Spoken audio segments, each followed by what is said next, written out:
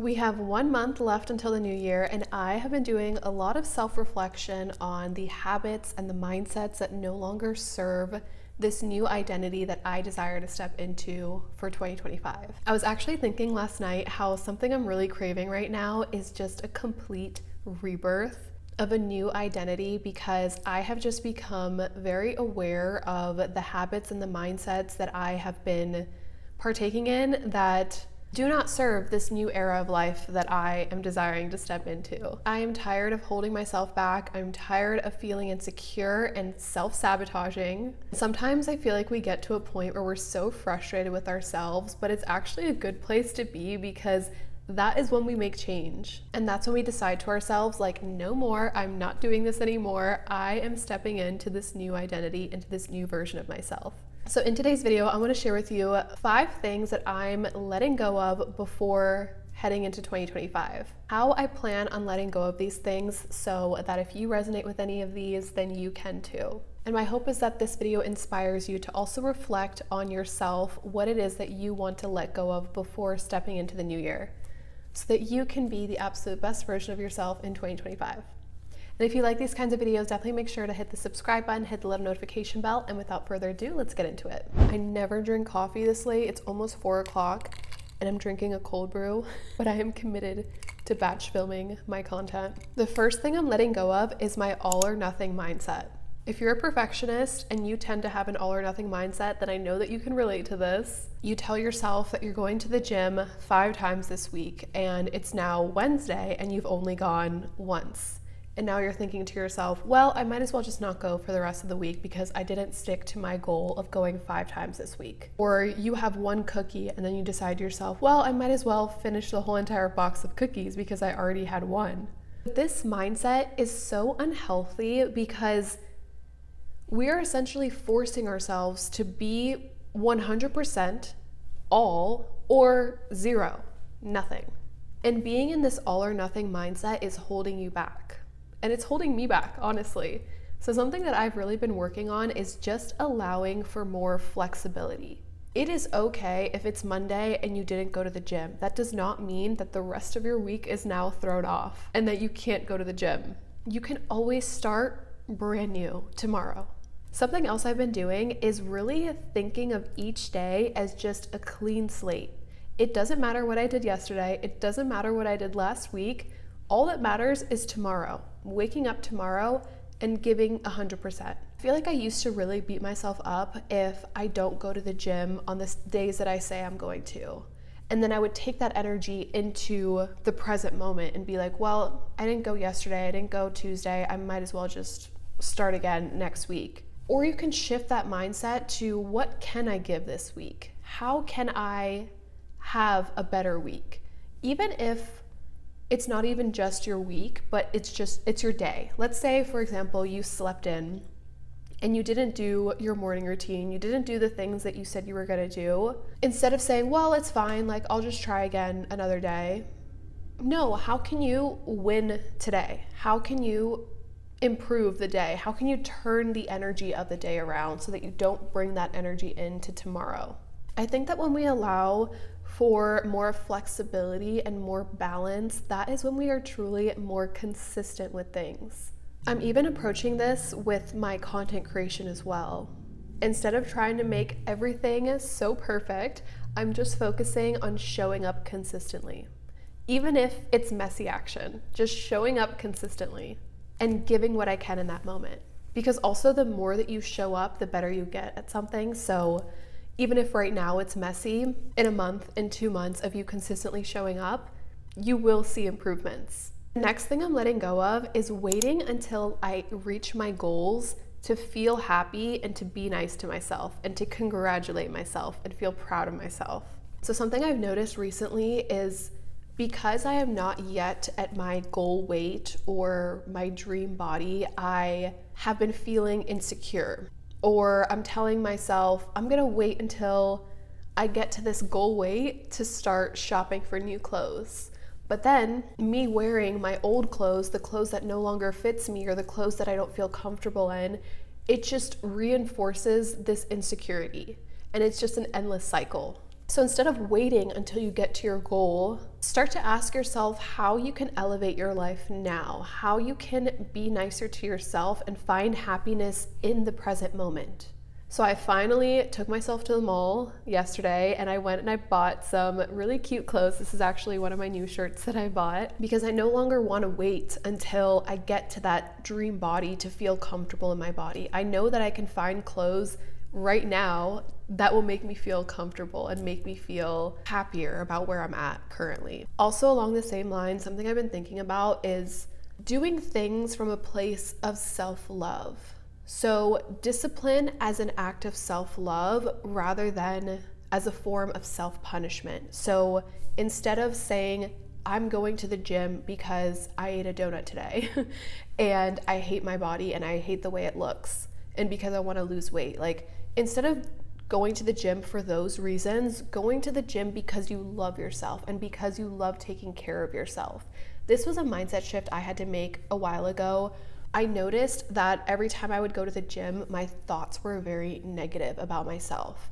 And I would just think like really terrible things about myself, about how I needed to get on the treadmill because of all the things that I ate the day before and just being so hard on myself and like punishing myself. But what I realized is that, and you should definitely try this for yourself next time you're in the gym, is test out to see the way your body responds to the thoughts that you're having. So this is honestly one of my favorite things to do is whenever I'm at the gym and I'm lifting like something really heavy, I will think to myself negative thoughts and you can literally tell how hard it is to like now lift that weight while you're thinking those negative thoughts. Whereas instead, if you're trying to lift a heavy weight and you speak positively to yourself, you will notice your muscles feel stronger. Like it's actually easier for you to lift heavy weight.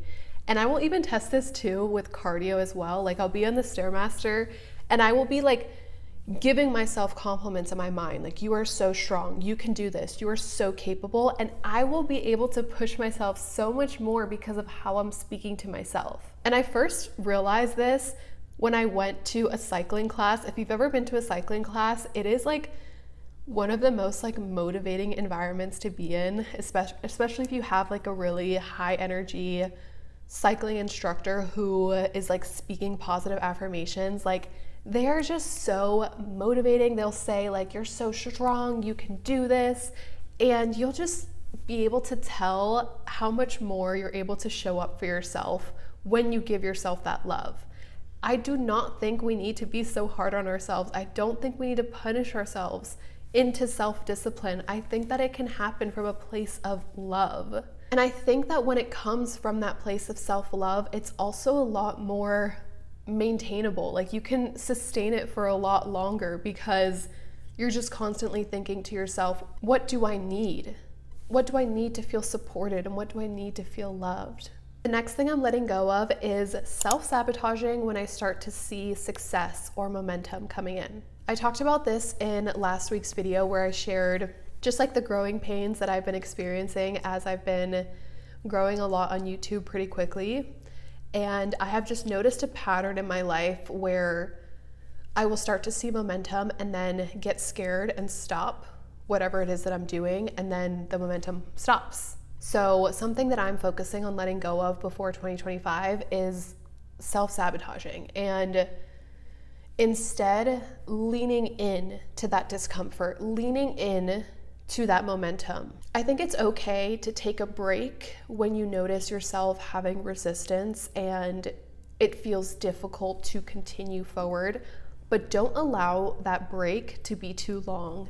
Focus on continuing to move forward, because that will just prove to you and prove to your subconscious mind that you are safe and that you can do whatever it is that you're doing. And I feel like a big part of this self-sabotage, like yes, it does have to do with the fear of success, but it also has to do with whether you truly believe that you are worthy of the success. And you start to kind of doubt yourself. Like, do I even really deserve this? And so I think it's good to just have constant reminders for yourself that you are worthy.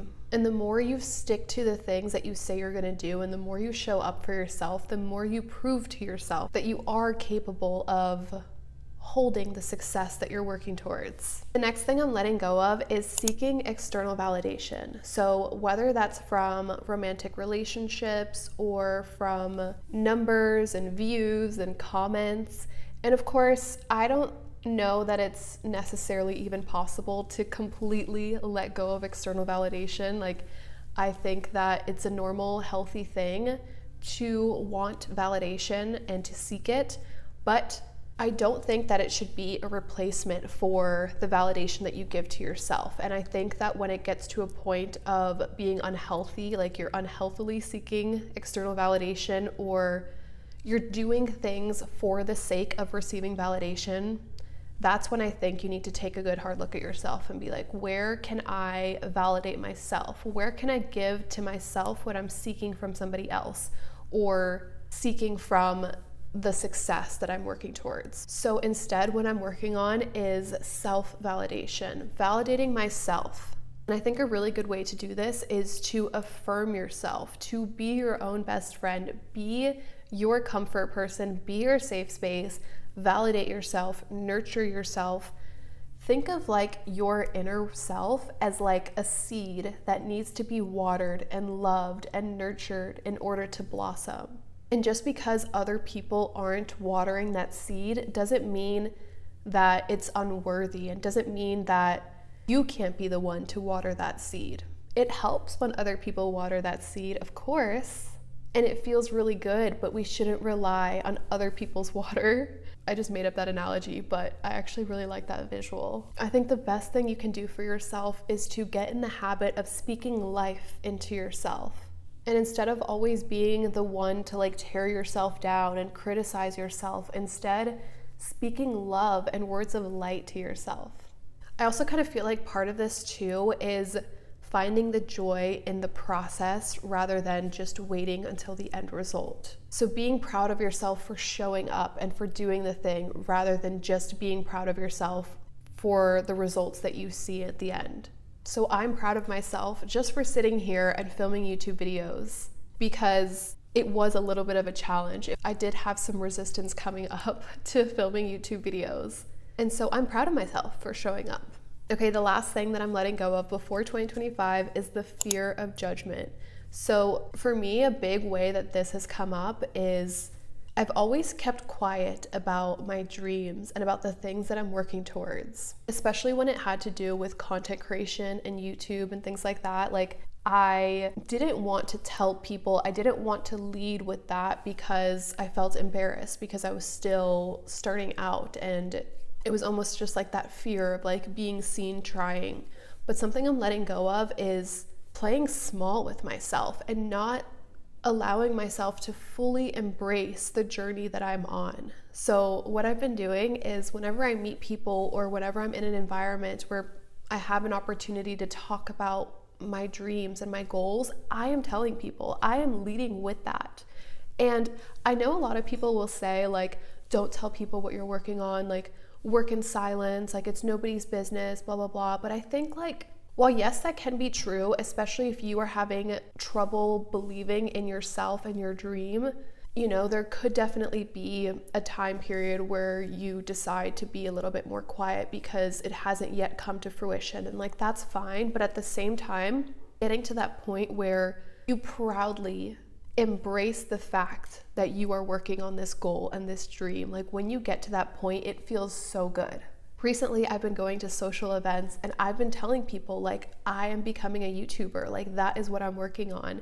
And the positivity and like the excitement and the celebration that I've been receiving has made me realize like, why did I ever keep this quiet? Like, why haven't I told more people about this? And I think part of the reason is that we want to like wait until we can claim that title before we say it out loud, you know, waiting until you can say, I am a YouTuber, I am a content creator, rather than saying like, I'm becoming a YouTuber. But when you tell people like, I'm a YouTuber and I'm a content creator, like they don't know how many followers you have. They don't know how long you've been on the journey. Like that is irrelevant. So letting go of these mindsets and these habits is a way for me to create space for the version of me that I want to step into in 2025. And I really hope that you resonated with the things that I'm letting go of. And if there's anything that you resonated with, please leave it down in the comment section below. Let me know which one you'll also be letting go of. And I also encourage you to do your own reflection on the things that you would like to let go of before 2025 and how you can step into this new identity for yourself.